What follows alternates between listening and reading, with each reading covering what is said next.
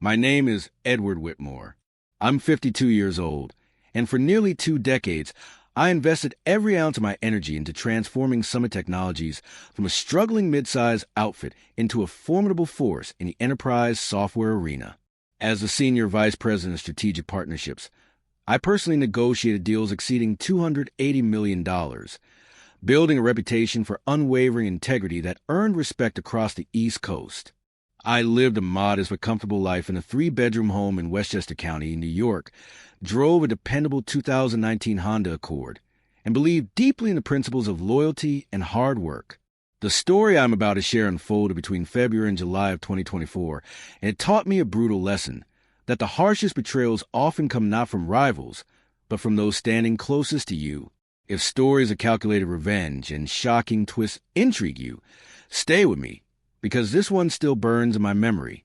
It began with Meridian Industries, a Fortune 500 manufacturing giant determined to overhaul their entire IT infrastructure. Their CTO, Patricia Rodriguez, had reached out to me directly, impressed by my previous work with similarly complex clients. The opportunity was staggering. A $22 million contract over 3 years, the largest deal Summit had ever pursued. For relentless months, from February through May, I pushed myself harder than ever, working 16-hour days, flying to Detroit 8 separate times, and revising our proposal repeatedly to meet Meridian's evolving demands.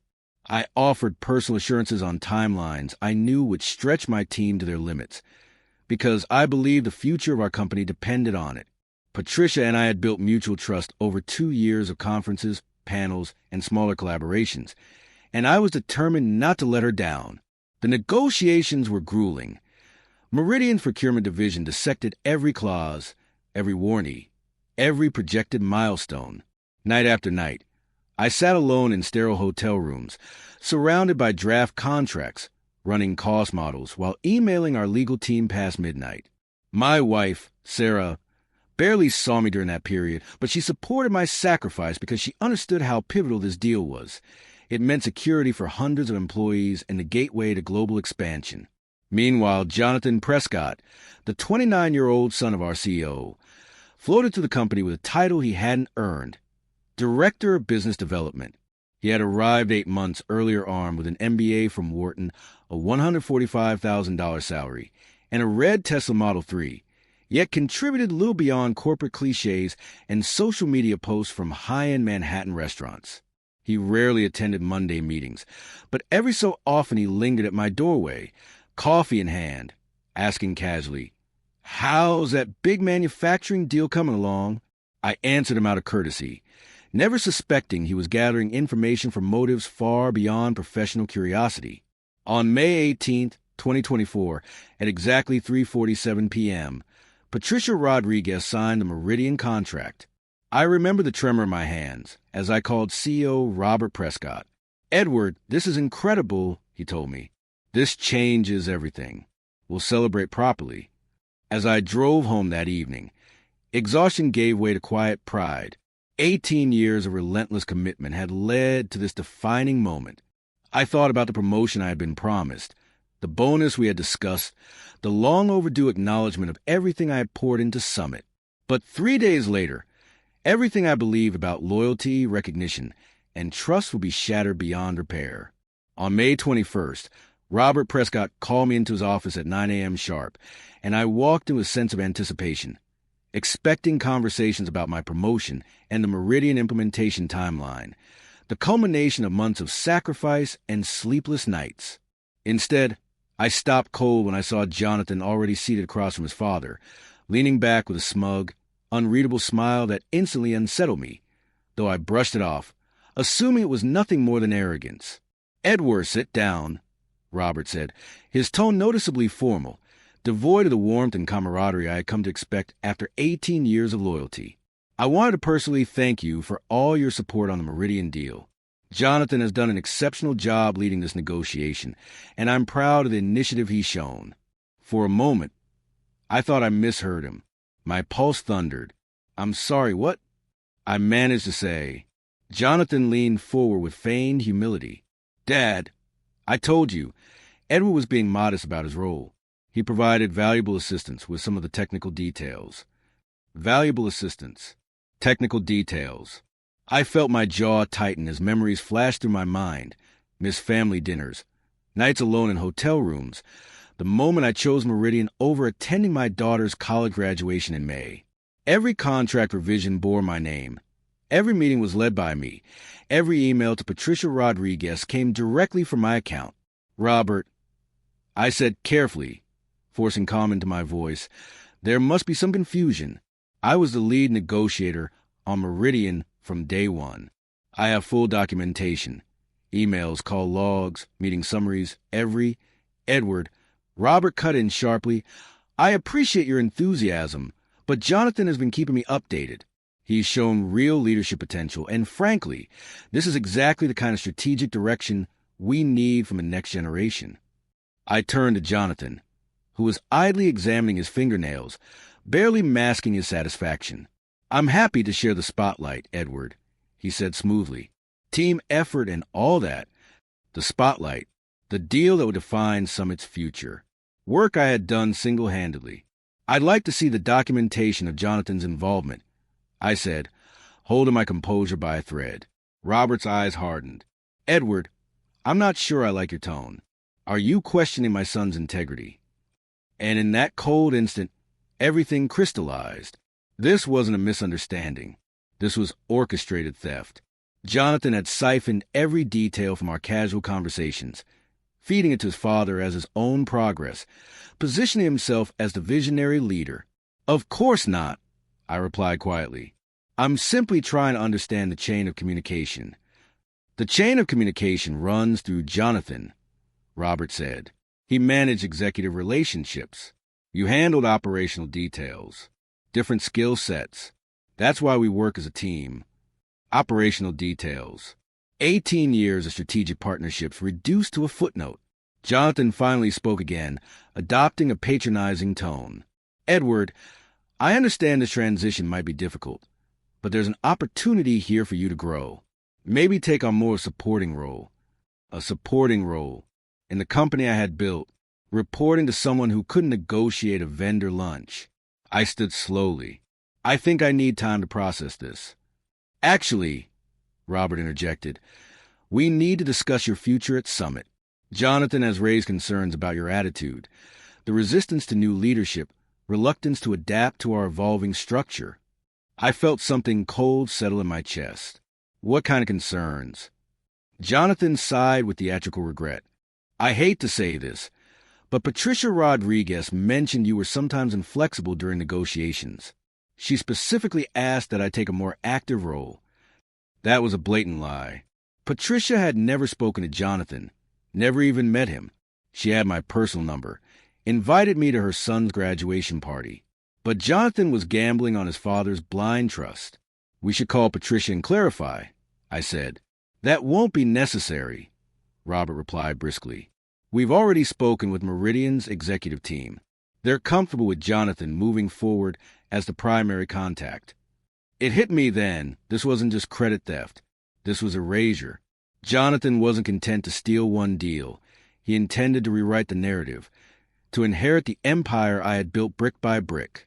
So where does that leave me? I asked quietly. Robert and Jonathan exchanged a glance. We think it's best if you take some time off, Robert said. Clear your head. Consider whether Summit aligns with your future goals. We'll call it a voluntary leave of absence. Voluntary. A warning dressed as mercy. And if I don't believe leave is necessary, Robert's voice cooled, then we'll need to explore other options. Summit is evolving. Edward, we need people who can evolve with us. I nodded slowly, every heartbeat heavy with betrayal.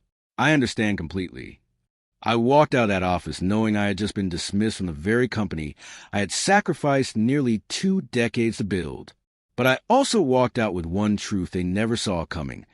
Patricia Rodriguez had never asked for Jonathan, and she was about to hear everything. Meridian's executive team had no idea who Jonathan Prescott was, and I possessed every piece of evidence to prove it. Every email, contract revision, calendar invite, and recorded meeting carefully archived in my personal files. Jonathan had just committed the greatest miscalculation of his privileged life. That weekend, I turned my home office into a war room. I spent hours methodically organizing 18 years of professional documentation, surrounding myself with binders, printed correspondence, and hard drives. 3 external drives held my full archive, all securely backed up to a private cloud. I wasn't acting out of impulse. I was constructing a case. On Sunday evening, my wife Sarah found me hunched over the desk, highlighters scattered around, eyes burning with focus. "What are you doing?" she asked softly. "Building a case." I replied without looking up. The most damning evidence was a trail of emails between Patricia Rodriguez and me from just a week earlier, messages where she expressed excitement about collaborating with me personally on implementation, referencing details discussed solely between us. She'd even copied me on Meridian's internal communications, where their leadership spoke specifically about my expertise and my understanding of their infrastructure. Jonathan had claimed she requested his involvement. The truth was painfully clear. She didn't even know he existed. On Monday morning, May 24th, I called Patricia directly. "Patricia, this is Edward. I wanted to touch base about the implementation timeline." "Edward, perfect timing," she said warmly. "I was just telling my CTO how impressed we've been with your approach. When can we schedule the kickoff meeting?" I took a breath. "Actually, there's been a change on our side. Jonathan Prescott will be taking over as your primary contact." Silence. Then, sharply, "I'm sorry. Who?" "Jonathan Prescott, Robert's son, Director of Business Development." "Edward, I've never heard this name before. Are you being reassigned?" Something like that. Her tone shifted from confusion to concern. "That's unacceptable. We chose Summit because of you. Our board approved this contract based on your presentation and your commitment. If you're not leading this partnership, we need to reconsider." Exactly the response I had anticipated. "I understand. You may want to discuss this directly with Robert." "I will." That afternoon, Patricia called Robert, and minutes later, she called me back, incredulous. "Edward, I just spoke with your CEO. He claimed his son has been managing our relationship from the beginning. I told him I've never had a single interaction with Jonathan. Then he mentioned performance issues, client communication problems, resistance to leadership. That contradicts everything I've experienced with you." I steadied my voice. "There have been internal restructuring decisions I don't agree with. Well, I'm not moving forward without you. We've scheduled a call for Wednesday with Robert, his son, and me. You need to be on that call." Wednesday, May 26th, became a stage for corporate theater. Robert began with polished enthusiasm, praising Jonathan's visionary leadership and strategic oversight of the Meridian partnership. Jonathan followed with a rehearsed monologue about seamless transitions and elevated service delivery. Patricia let them speak for exactly 3 minutes before cutting in. "I appreciate the introduction, but I need clarification. Jonathan, you claim to be my primary point of contact. Can you remind me of our conversation about the database migration timeline?" Silence. Jonathan shifted. "Well, I believe Edward handled most of the technical discussions while I focus on strategic alignment." "I see," Patricia said coolly. "Then what about the pricing adjustments we discussed with Chicago facility integration?" Another pause. I'd have to review my notes. "What about the automotive division's compliance requirements?" Again, Edward was more involved in those operational details. Patricia's tone sharpened. "Jonathan, I'm asking about conversations you claim to have had with me personally. So I'll ask you directly, when exactly did we speak?" And in that moment, as Jonathan fumbled for an answer that didn't exist, I knew this battle had only just begun. If you were truly managing this relationship, surely you'd recall our largest technical challenge, wouldn't you? Jonathan was sinking, and everyone on that call felt the shift in the air as his facade unraveled. "Patricia, I think there might be some confusion about the division of responsibilities," he stammered. Patricia's response was ice cold. "The only confusion here is why I'm being told that someone I've never spoken to has been managing a $22 million negotiation." Robert Prescott jumped in, desperate to regain control. "Patricia, let's clarify the communication structure." Jonathan provided executive oversight, while Edward handled day-to-day interactions, executive oversight of conversations that never occurred. The call ended with Patricia formally requesting a full timeline of every interaction between Summit and Meridian, along with detailed documentation of Jonathan's specific contributions. She gave them 48 hours. That evening, my phone rang. "Jonathan, Edward, we need to talk." "I'm on voluntary leave, remember?" I replied. "Look," he said, trying for calm, "there's been confusion about roles. Maybe we can work together to clarify things for Patricia." "Clarify what exactly?" "You have the client records. Maybe you could help me prepare documentation that shows my involvement on the strategic side." He was asking me to help fabricate proof of work. He never did. "Jonathan," I said quietly, "you're the director of business development. Handle it." "Edward, I know you're upset, but we can work this out. There might still be a place for you in the new structure." "The new structure," I repeated, "where I report to you. It doesn't have to be adversarial. We both want what's best for Summit. What's best for Summit is honest leadership and competent management." His voice tightened. "I'm trying to help you here." "No, Jonathan, you're trying to save yourself." I hung up, knowing he was finally about to learn the difference between stealing credit and earning it. Patricia Rodriguez was not a mid-level manager dazzled by PowerPoint slides. She was a Fortune 500 CTO who built her reputation on precision, accountability, and verifiable results. Jonathan had 48 hours to produce documentation of work that existed only in his imagination. He missed the deadline. On Friday, May 28th, Patricia called Robert directly and informed him that Meridian was suspending the contract pending a full review of Summit's leadership integrity and communication protocols. She added that she intended to raise these concerns within her network of Fortune 500 CTOs. In the enterprise software world, reputation doesn't just travel, it explodes. By the first week of June, 3 major companies quietly withdrew from pending negotiations with Summit. The word was out. Summit Technologies had misrepresented its leadership and could not be trusted with mission-critical commitments. On June 8th, Robert Prescott called me. "Edward, we need to talk. Can you come in today?" "I'm on voluntary leave." I reminded him. His voice, stripped of confidence, came back softer. "Edward, please. The Meridian situation has become complicated." He was just beginning to understand the cost of betrayal. "They're threatening to cancel the contract and pursue legal action for misrepresentation, claiming we deceived them about our management structure." I let the silence stretch for a moment, allowing the weight of his words to linger before responding. "That does sound complicated," I said evenly, though inside I felt a cold certainty settling in. "Look, I think there may have been some miscommunication about Jonathan's role in the negotiation," Robert continued, his voice strained. "Maybe we moved too fast with the transition." Miscommunication. I almost laughed at the word. "Edward, I need you to call Patricia Rodriguez and smooth this over. You have a relationship with her. She trusts you. She trusts me because I've never lied to her." "Nobody lied to anybody," he insisted. "There was just some confusion about responsibilities." "Robert, your son claimed he managed a 4-month negotiation he had absolutely no involvement in. He told Patricia Rodriguez that she personally requested his leadership, which never happened.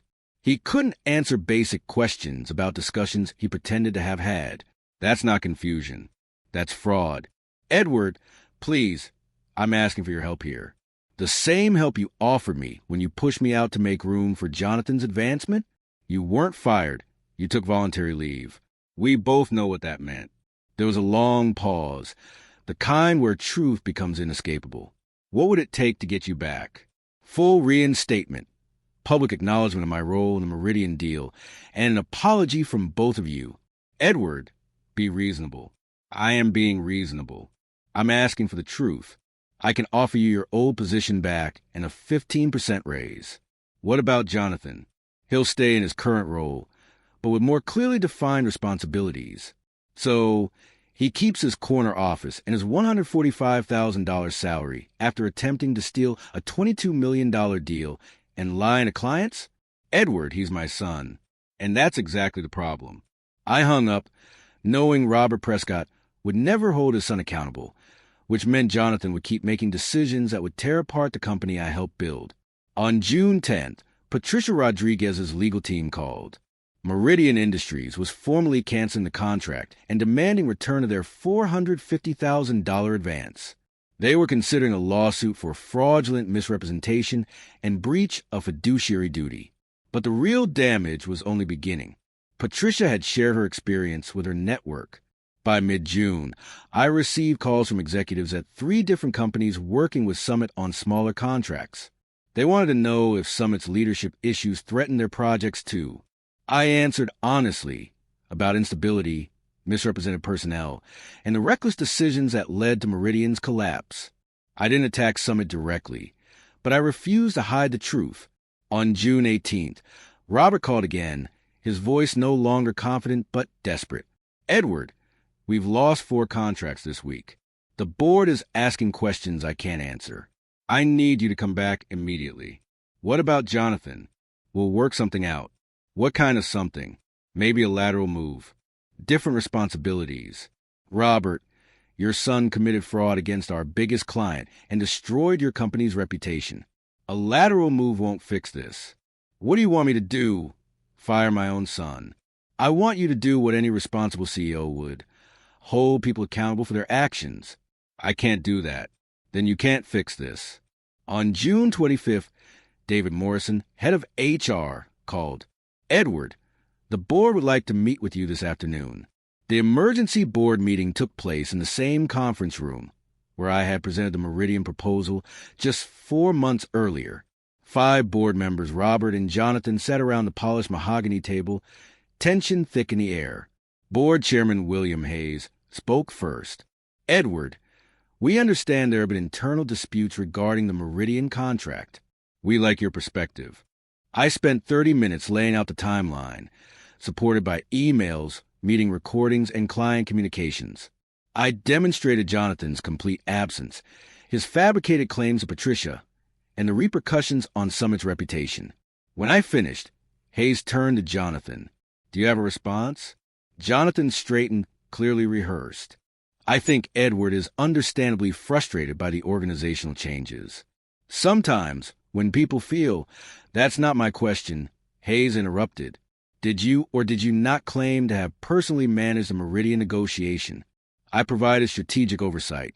Show me one email, one note, one document proving your involvement." Jonathan said nothing. There was nothing to show. The board voted unanimously to terminate Jonathan's employment effective immediately and remove Robert as CEO for failing to maintain oversight and enabling misrepresentation. They offered me the CEO position that afternoon. I accepted. By the end of July 2024, I had repaired most of Summit's fractured relationships.